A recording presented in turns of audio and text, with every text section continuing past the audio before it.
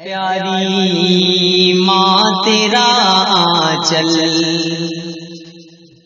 ऐ प्यारी माँ तेरा आंचल, सभी आंचल। अभी बहुत अच्छा कलाम पढ़कर उमर अब्दुल्ला साहब महक से रुखसत हुए। अब आइए हाजरीन, मैं कोई तौहीद नहीं करूंगा, कोई तकरीर नहीं करूंगा, सीधे सीधे मैं 4 मिसरे पढ़ता हूं और इंशाअल्लाह मुझे उम्मीद है कि आप हजरत बोलेंगे कि मैं नाते नबी कहने बैठा हूं, हर एक लफ्ज़ खुद ही रकम हो रहा है। बोले हाज़रीन, बोले हाज़रीन, मैं नाते नबी लिखने बैठा हूं, हर एक लफ्ज़ खुद ही रकम हो रहा है। वहाँ हुस्ने यूसुफ पे उंगली कटी थी, यहाँ इश्क में सर कलम हो रहा है। वहाँ हुस्ने यूसुफ पे उंगली कटी थी, यहाँ इश्क में सर कलम हो रहा है। आइए हाजरीन, बिला ताखीर हजरत मौलाना मेराज अहमद साहब कमर फतेहपुरी से मैं इल्तमास कर रहा हूँ कि हजरत वाला माइक पर तशरीफ लेके आए और अपने खिताब से हम सभी सामईन को नवाजे कि लोग तफरीह को शहरा में निकल जाते हैं। बोले सुभान अल्लाह। लोग तफरीह को शहरा में निकल जाते हैं, हम तो सरकार की नातों में बहल जाते हैं। जाओ तबलीग में कुछ चिल्ले लगा कर देखो, जितने बहके हुए इंसान संभल जाते हैं। पर हजरत मौलाना मेराज अहमद साहब कमर।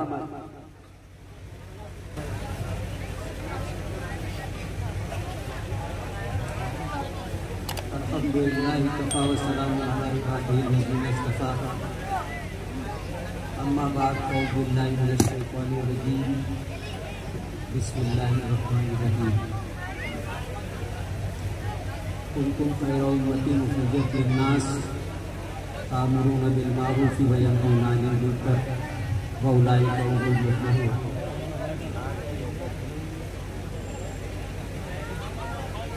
दोस्तों,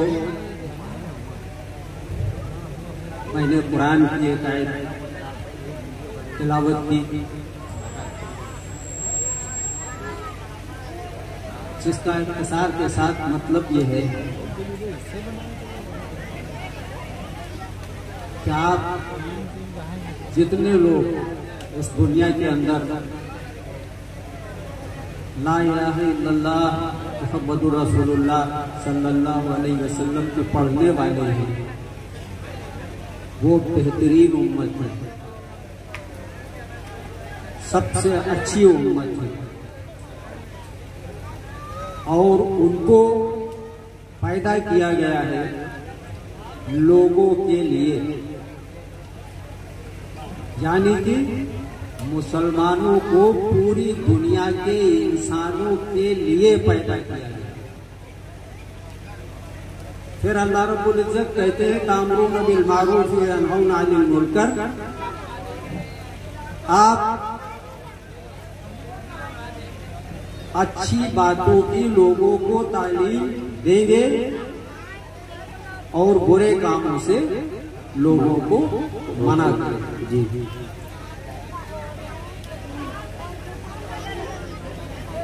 फिर एक जगह फिर आता है कि जब अल्लाह रब्बुल इज्जत को एक ख्याल आता है कि इस दुनिया में इंसानों को पैदा किया जाए और हजरत आदम अलैहिस्सलाम को इस दुनिया में भेजना होता है, तो आप फरिश्तों से अल्लाह रब्बुल इज्जत फरमाते हैं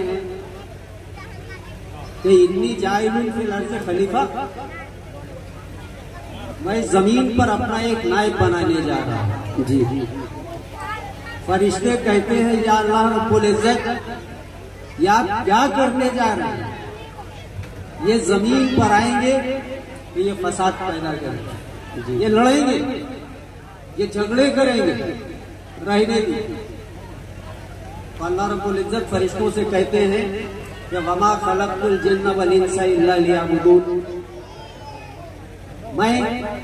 मैंने जिन्नातों और इंसानों को महज अपनी इबादत के लिए पैदा किया। अब इबादत के लिए पैदा किया, यहाँ तक तो सब लोगों ने सुन लिया, लेकिन इबादत होगी कैसे, कैसे हम सीखेंगे ये इबादत है क्या? तो अल्लाह रब्बुल इज्जत ने अंबिया और रसूल का एक सिलसिला शुरू किया। सैयदना आदम अलैहिस्सलाम को मिट्टी और पानी से एक पुतला बनाया गया, जैसे मूर्ति बनती है, और पुतला बनाने के बाद अल्लाह रब्बुल इज्जत ने उसमें रूह फूकी, उसमें जिंदगी आ गई। फिर उनके जरिए से हमें बताया गया कि दीन है क्या, और फिर उनके तरीके पर चलकर इबादत का काम शुरू हुआ। लेकिन उसी दौर में उन्हीं की औलादों में फसाद हो गया।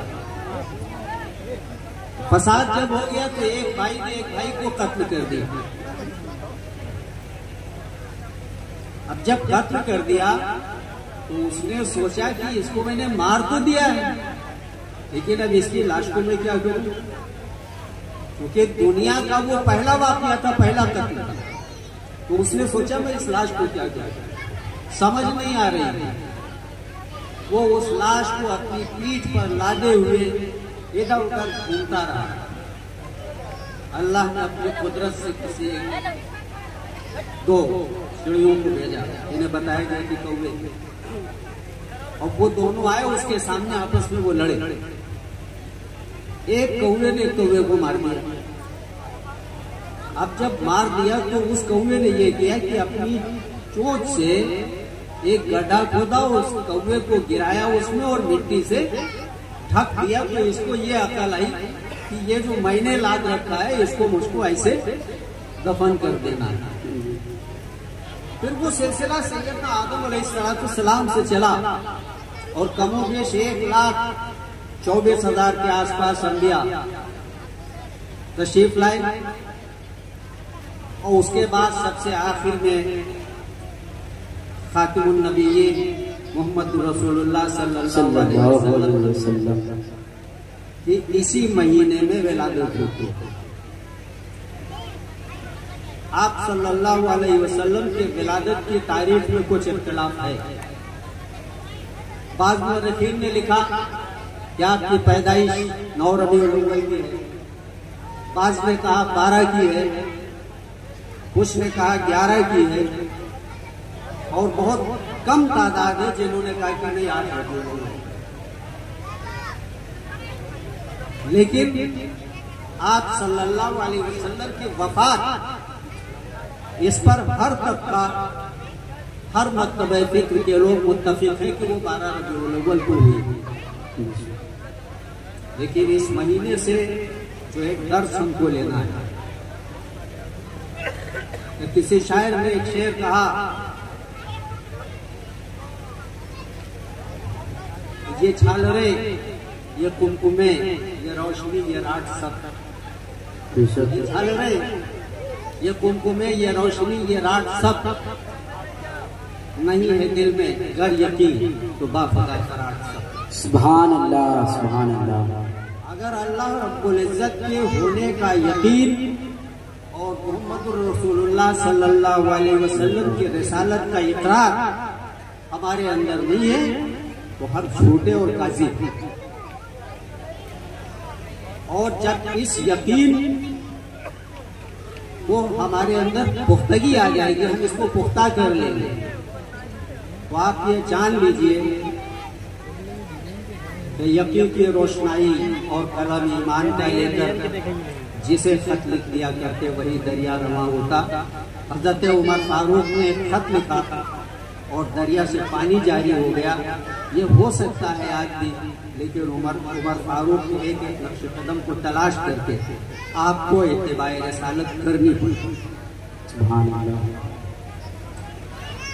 इत्तिबाए रिसालत नमाज, रोजा, ज़कात, हज एक सिलसिला, लेकिन सबसे पहला जो अकीदा हमारा है वो है एक ईश्वरवाद, अल्लाह एक है, अल्लाह के अलावा दूसरा कोई नहीं। और उसके बाद जब अल्लाह ताला एक ही है, उसने हमको पैदा किया, हम कहाँ थे हमें नहीं मालूम। फिर एक नुत्फा करार पाता है, हम अपनी माँ के पेट में शिकम में आते हैं और अल्लाह ताला हमको उसके अंदर ऑक्सीजन देता है, पानी देता है, हमारे लिए खाने के इंतजाम करता है। फिर जब इस दुनिया में हमको आना होता है, उससे पहले अल्लाह रब्बुल इज्जत हमारी माओ के सीनों में हमारा खाना भेज देता है।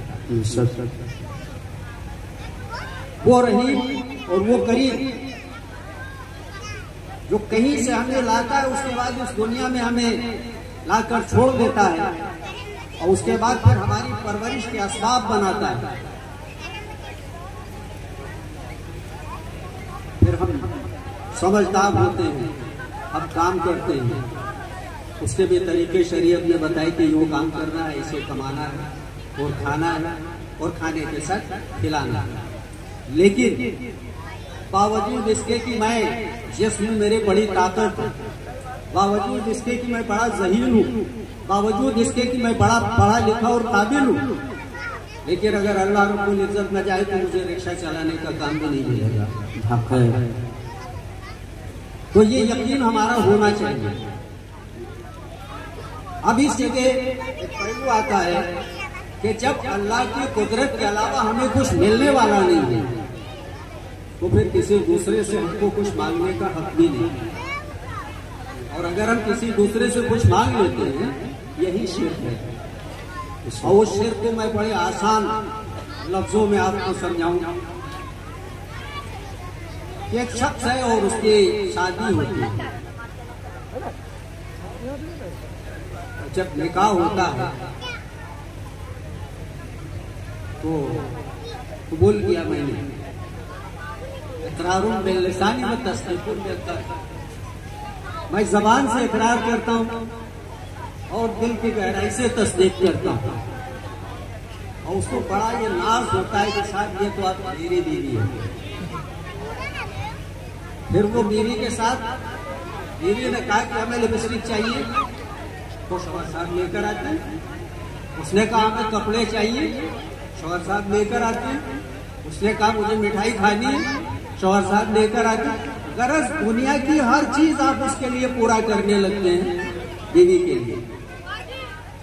उसके बाद अगर इतने लोग यहाँ बैठे हैं, सब कुछ करने के बाद अगर किसी शख्स की बीवी किसी गैर मर्द से ये कह दे कि जरा एक लिपस्टिक मुझे ला के दे देना, तो उस शख्स का रिएक्शन क्या होगा, मैं ये जानना चाहता हूँ आपको।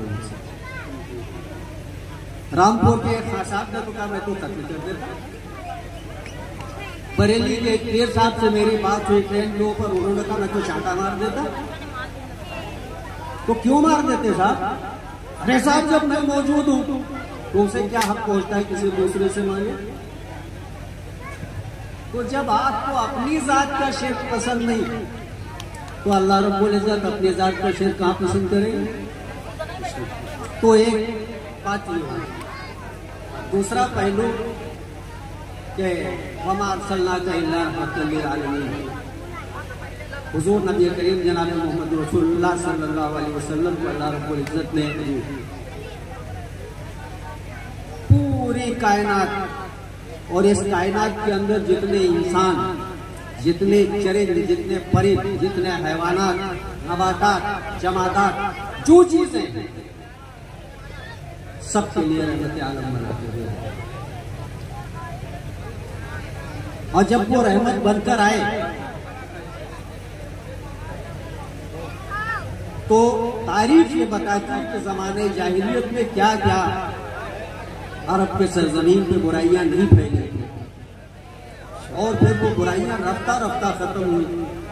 और आज पूरी दुनिया में ये एक मिसाल दी जा सकती है कि अरब के सरजमीन के ऊपर अल्हम्दुलिल्लाह अभी वो बुराइयों से वो हिस्सा किसी हद तक महफूज है, हालांकि आगाज लेकिन फिर भी किसी हद तक महफूज है।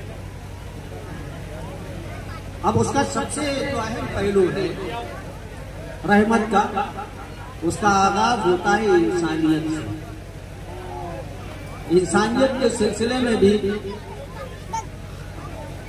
अल्लाह रब्बुल इज्जत ने जब आप सल्लल्लाहु अलैहि वसल्लम को नबूवत का ताज पहनाया, उससे पहले भी आप देखें, आप ताइफ का सफर कर लें और जाकर देखें तसव्वुर में जरा, अल्लाह के रसूल करने के दीन के लिए लोगों को अच्छी बातें बताने के लिए जाते हैं और वहाँ के लोग उन्हें लोग लहान कर देते हैं। फरिश्ते आते हैं, कहते हैं या रसूलल्लाह आप हुक्म दे तो मैं इन दोनों पहाड़ों को एक दूसरे से मिला कर इनको पीस कर रख दूं, रेजा रेजा कर दो। आप सल्लल्लाहु अलैहि वसल्लम फरमाते हैं कि नहीं, आज ये मेरी बात को नहीं समझ रहे, हो सकता है इनकी आने वाली नस्लें इस बात को समझें। एक बूढ़ी खातून आप सल्लल्लाहु अलैहि वसल्लम जब गली से गुजरते हैं तो आपके ऊपर कोड़ा डाल दिया करते हैं। एक रोज कोड़ा नहीं पड़ता, आप सल्लल्लाहु अलैहि वसल्लम सोचते हैं आज कोड़ा क्यों नहीं पड़ा, क्या हुआ, खैरियत तो है। उसकी अयादत को उसके घर पहुंच जाते हैं और नतीजा ये होता है कि इस्लाम में दाखिल हो गए। जरा वहीं से आज यहाँ मौलाना तशरीफ रख रहे हैं, आपको बहुत से उलमा को आपने सुना, कारून अभी शेर पढ़ रहे थे, उसमें फिरौन का भी तस्करा था, नमरूद और हामान को भी सुना, शद्दाद को भी सुना। आज जमाने में जरा निगाह दौड़ाई, दुनिया के अंदर ये सारे बादशाह आज मौजूद हैं, शक्लें बदल गई हैं। और जब ये शक्लें बदल गई हैं तो जिम्मेदारी किसकी बढ़ जाती है कि इसमें एक पुराने माशरे की तश्कील करें। वो जिम्मेदारी बनती है तुम खैर नास, तुम खैर उम्मत में, ये जिम्मेदारी तुम मुसलमानों की। तुम मुसलमान अगर वाकई मूमिन बनके रसूलुल्लाह सल्लल्लाहु अलैहि वसल्लम की सीरत पर अमल करके अपने किरदार को उस सांचे के अंदर डाल लो, तो आपका किरदार जिस दिन पूरे दुनिया के सामने आएगा, जितने नमरूद, जितने फिरौन, जितने शद्दाद, जितने हामान, जितने जो भी मौजूद, ये सब अपने आप मर गए। इनके लिए सांस लेने की जगह नहीं होगी, इसलिए कि वो जो फजाएं होंगी उन फजाओं में अल्लाह की रहमत और रसूलुल्लाह सल्लल्लाहु अलैहि वसल्लम की सीरत होगी। और आप, मैं थोड़ा उन लफ्जों का इस्तेमाल करके बातें करने का आदमी नहीं हूँ, लेकिन फिर भी मैं आपको बताऊं कि इत्र के अगर किसी जगह के ऊपर एक बोतल खोल दी जाए और वहां एक शय होती है, उसको लाके रख दिया जाए तो मर जाती है, जिंदा नहीं रह सकती। यही हाल होता है जहां दीन से पूरे हालात और जमाना मुअत्तर होता है, वहां कुछ दम तोड़ देता है। और ये एक बार नहीं हुआ, कई बार हुआ। और इस्लाम की जो तारीख है वो तो आप सल्लल्लाहु अलैहि वसल्लम के जमाने से लोगों ने लिया, आए, फिर वो कमजोर पड़ा, बगदाद से खिलाफत खत्म हुई, सब पूरा शिराजा मुंतशिर हो गया। फिर बुजुर्गाने दीन आए और फिर उनसे एक सिलसिला चला। तो इस्लाम जिंदा होता है हर करबला के बाद, और ये सोचे रखिएगा, इसके लिए तैयार रहिएगा। इसमें किसी उसकी जरूरत नहीं है कि कोई मर सकता है, इसलिए कि अगर मोमिन है तो मोमिन मौत के पीछे होकर मौत को दौड़ाता है क्या मध्य मुकाबिला। और अगर काफिर है, उसका ईमान नहीं है, तो मौत उसके पीछे होती है, वो आगे भागता है कि जान छोड़ देते हैं। और यहाँ तो अगर मकाम शहादत है तो ये तो फिर एक अजली अवधि जिंदगी मिलने वाली है। तो इसको पेशे निगाह रखिए कि मौत और जिंदगी हमारे लिए कोई मायने नहीं रखती। और दूसरा एक पहलू ये सामने रहे तो पूरे दुनिया के हालात बहुत अच्छे नहीं हैं। अभी हमारे, चूंकि इस गांव से मेरा गहरा एक ताल्लुक है और हफ्ते में 1-2 बार मैं जरूर आता हूँ। ये अलग बात है कि मैं कहीं बैठता हूँ, लेकिन यहाँ मैं आता जरूर हूँ। हिंदू मेरे अच्छे दोस्त भी हैं, अभी भी हमारे साथ थे यहाँ 250। यहाँ जो सियासी बाजी गई है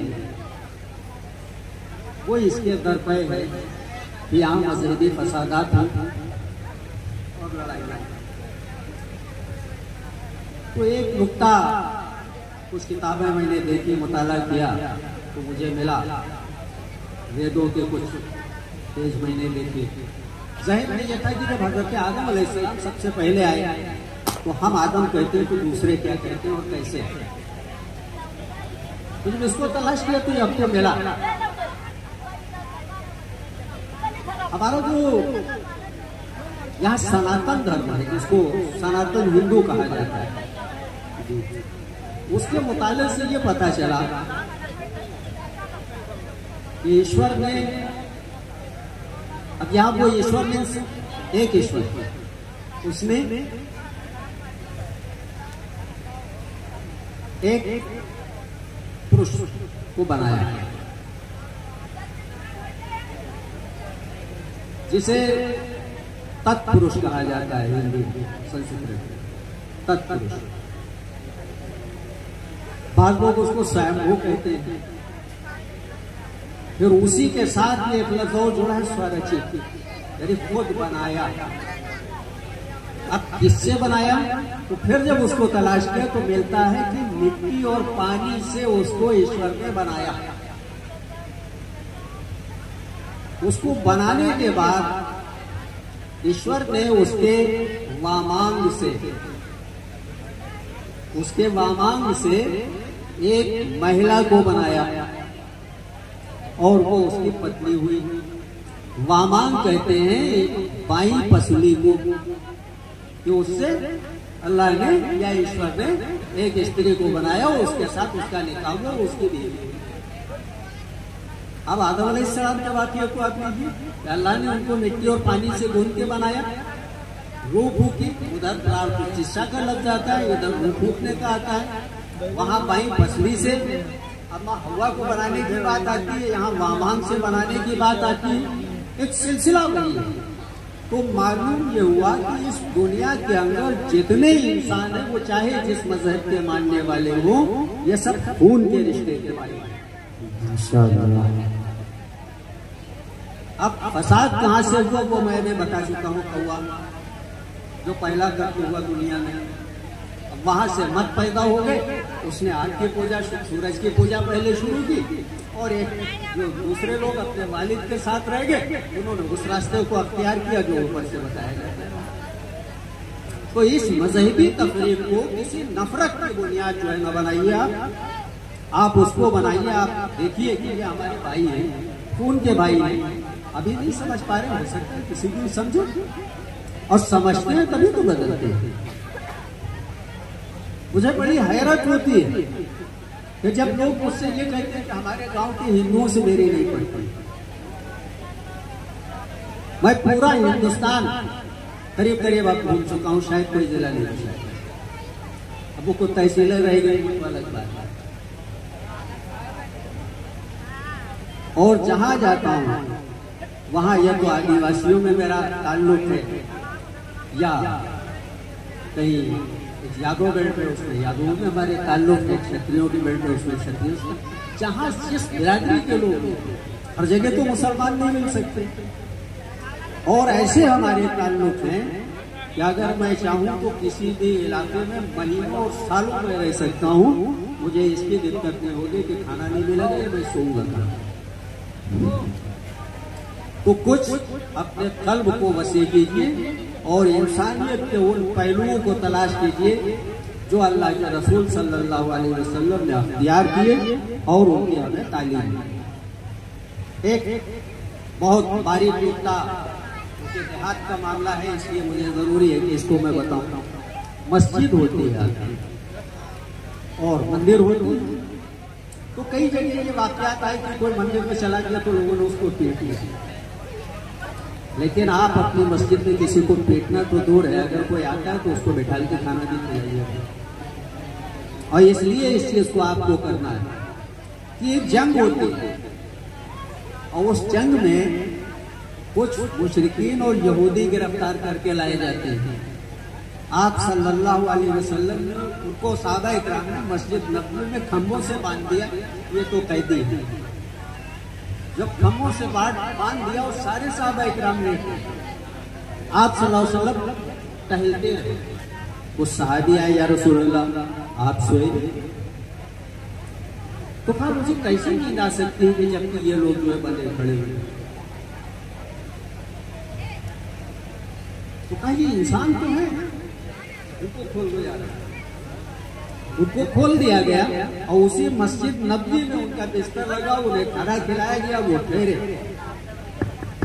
और जब ठहरे तो अल्लाह ने उनके दिलों में इस चीज को डाला कि नहीं, यहाँ तो इंसानियत की असल तालीम यहाँ है। और फिर उन्होंने आप सल्लल्लाहु अलैहि वसल्लम के दामन को थामा। तो कभी मस्जिद का दरवाजा किसी के लिए बंद नहीं किया जाना चाहिए। जो लोग बंद करते हैं वो हिमाकत करते हैं, बेवकूफ। कतई ऐसी बात नहीं। अवल एक दूसरा, यही इलाकों में कुछ मुबाहिसे बहुत होते हैं। अल्लाह, ईश्वर, वो भगवान, वो रसूल, इस पर बड़ी बहसें होती हैं और कभी कभी इसमें गाली गलौज हो जाती है। सोशल मीडिया पे मैं देखता हूँ बड़ी गाली गलौज होती है। लोग पूछते हैं, कभी किसी ने हुजूर सल्लल्लाहु अलैहि वसल्लम की शान में गुस्ताखी कर दी और किसी ने उसके किसी उसकी शान में गुस्ताखी कर दी। मौलाना अभी बोलेंगे, ये तफसील से बताएंगे क्योंकि वक्त नहीं है मेरे पास, लेकिन कुरान ने बिल्कुल वाज़ेह लफ्जों में इस चीज को कहा है। मुसलमानों को ये हुक्म है कुरान का कि तुम उन्हें बुरा मत कहो जिनको वो पूछते हैं। उन्हें बुरा मत कहो जिनको वो पूछते हैं। तो अब आपको बाउंड कर दिया गया है। आप किसी के मजहबी रहनुमा को आप बुरा न कहें। अगर आप कहेंगे तो वो आपके खुदा को बुरा कहेगा और फिर गुनहगार जो है आप ही। पार कर, मैं इन चंद बातों के साथ अपनी बात को खत्म करते हुए रुखसत होता हूँ। वाखिर दावाना अल्हम्दुलिल्लाहि रब्बिल आलमीन।